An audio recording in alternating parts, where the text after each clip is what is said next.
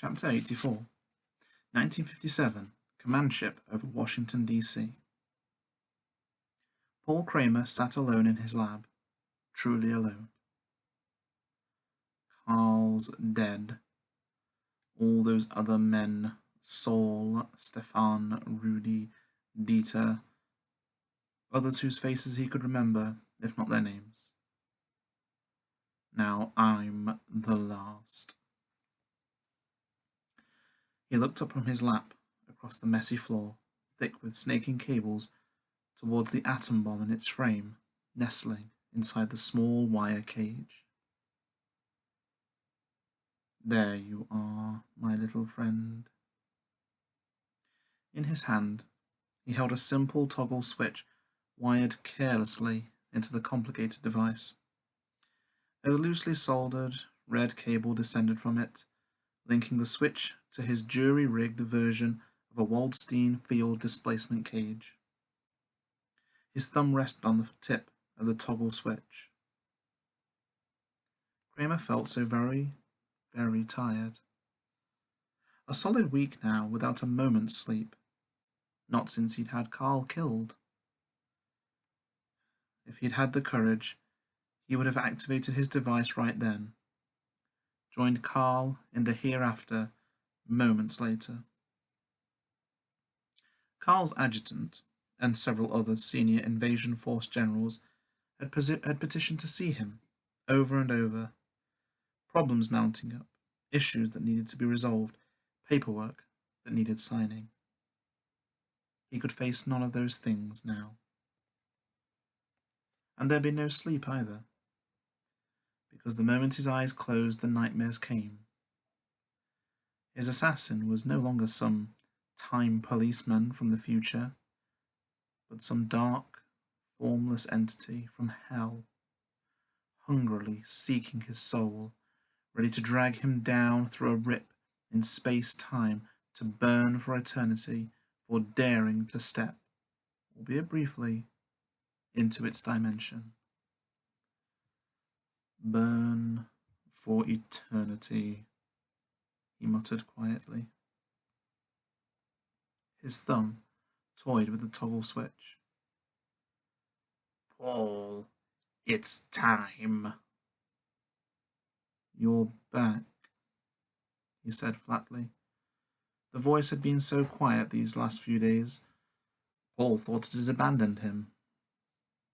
I never left you. I thought I was going to die alone. No, you and I will face destiny together.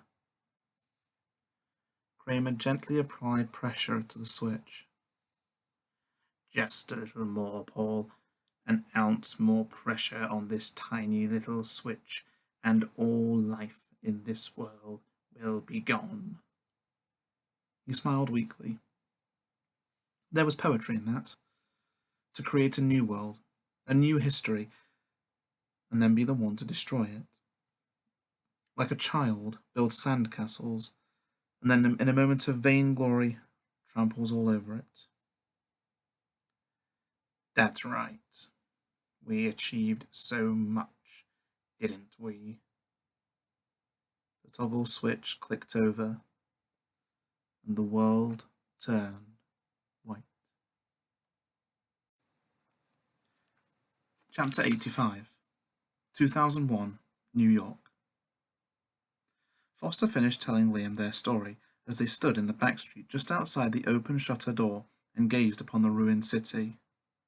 My God, Liam whispered. What do you think happened here to this world? A nuclear war of some sort is the only thing I can think of, said Foster. I was hoping you might have a better idea, though. I don't know, said Liam. Kramer's army had finished the job of conquering America. I heard of no other wars going on.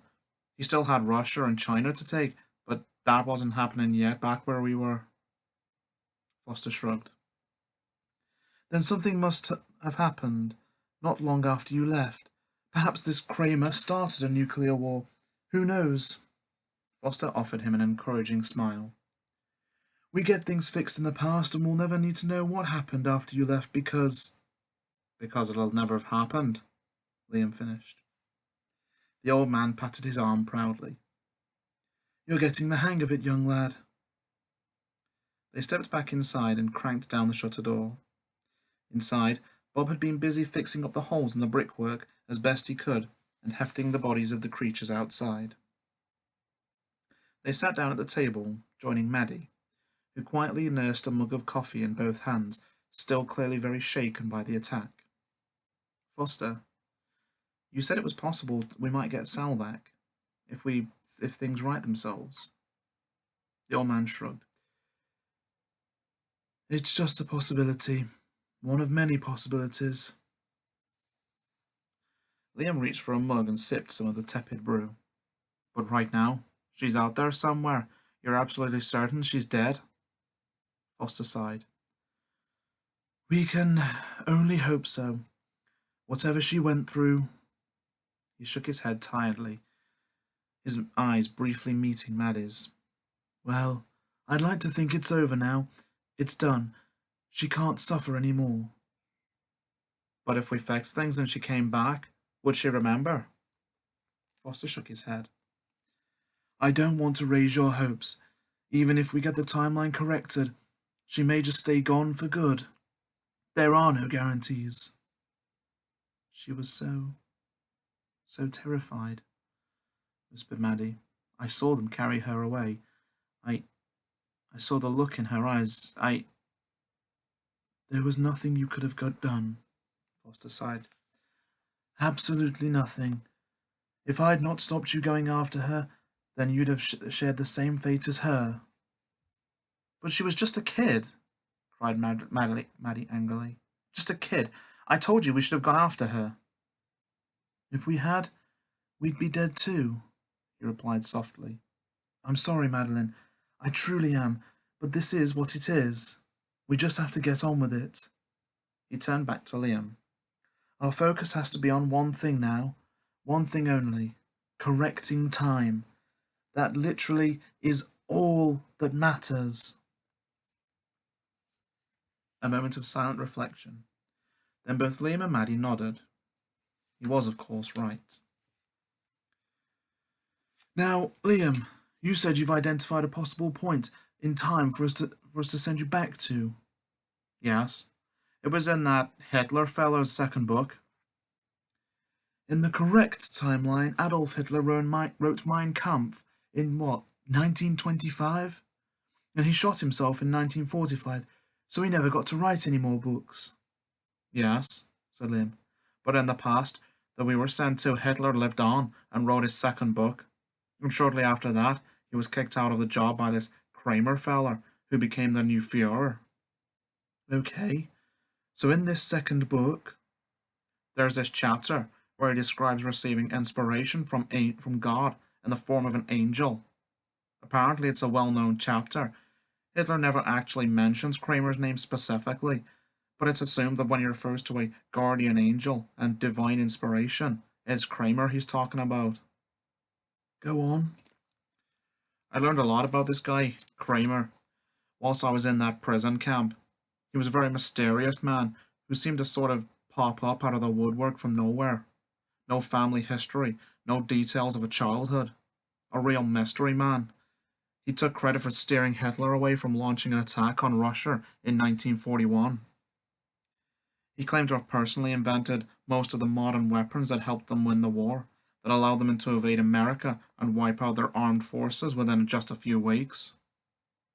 His people worshipped him almost like a god, and I think he encouraged the idea that he was extraordinary in some way. Apparently, up until he launched his invasion on America, he was the most written about man of his time. Hundreds of books about him, all trying to work out who he was and where he'd come from. And you recall the when and where of Hitler's first encounter with him? Yeah, replied Liam. There was a fellow who told me, a man called Wallace. If I remember it correctly, that is, then yes, I can tell you the time and the place. Foster considered that in silence for a moment. So, this Kramer is our target then. We can only presume he's some foolish technician from the future who fancied the idea of going back in time and ruling the world. Somebody who decided to step into the past at a crucial tipping point and make his own history. I suppose. Liam, you understand what you've got to do. Locate him and kill him. Execute him before he meets Hitler, before he has the chance to change anything to affect history. Sure. All right then. Give me those details of time and place. Chapter 86, 2001, New York. Liam looked at the empty Perspex cylinder. There's no water in there. It's empty. We don't have a water supply. You'll have to go back dry this time. So, do I still climb in this tube thing? Foster shook his head. I'll open the time window right here on the floor. It'll mean a scoop of our lovely concrete floor will be going back with you, but I'm afraid that can't be helped. But you told me nothing but ourselves can go back. That's right. The less potential for contamination, the better. But, look, on this occasion there's not much we can do. There's no tap water. Anyway, I'm not sure we'd have enough charge left to shift 30 gallons of water as well as you two back into the past. Foster returned to the console. I have the 15th of April 1941 set as the timestamp. The coordinates will place you in some woods near a road that leads up to where Hitler's Ober-Salzberg retreat once stood. That's the only road in. He turned to face Liam and Bob. It's the only way in for this Kramer, too. Now, I'm assuming he arrived as some sort of a special guest. Perhaps he managed to convince an influential general or a Nazi bigwig to arrange an audience with him for Adolf Hitler. Would he not have opened a portal right beside the building, right in front of the man? Foster shook his head. If it were me, I wouldn't. What if you appeared right in front of a guard? You'd be gunned down on sight.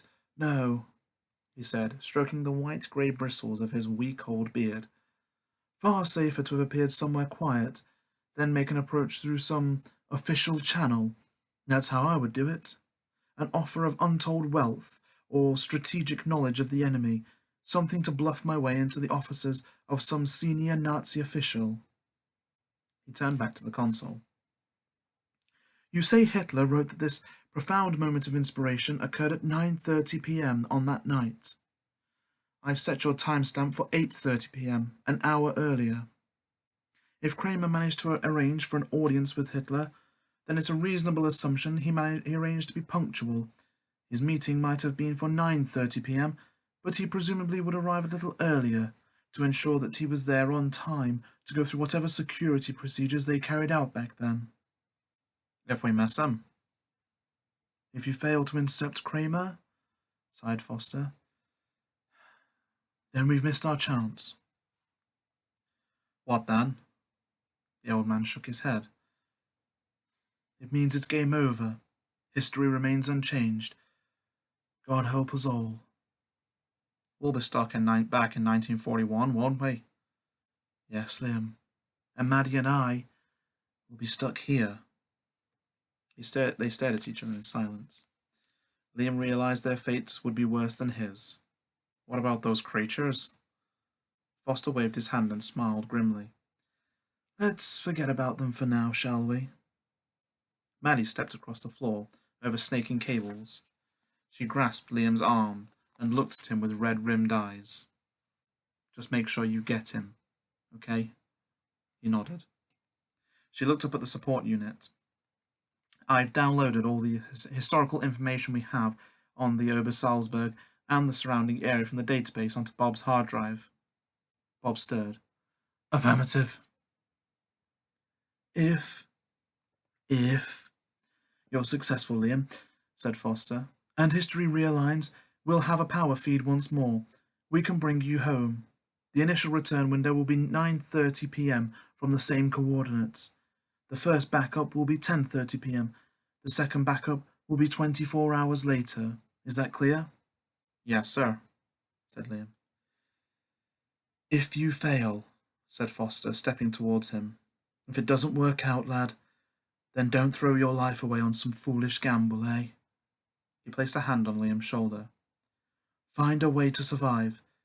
You'll have Bob to help you for the first 6 months. Find a way to survive and live your life as best you can. What about you two? Foster reached out and squeezed Maddie's hand. Don't worry about us, Liam. We've got something arranged. Maddie nodded and offered him a thin smile. That's right. The four of them stared at each other in silence for a moment, understanding the stakes, knowing that this was their one and only chance to set things right. She looked up at Bob, standing stiffly to attention in his blood-spattered SS uniform. Oh, that's definitely you. She punched him softly in the chest. Look after Liam, you dumb ape. Affirmative. She grinned, a rim of moisture beginning to spill from her eyes. And you, Liam, come back safe, okay? He nodded. That's the plan.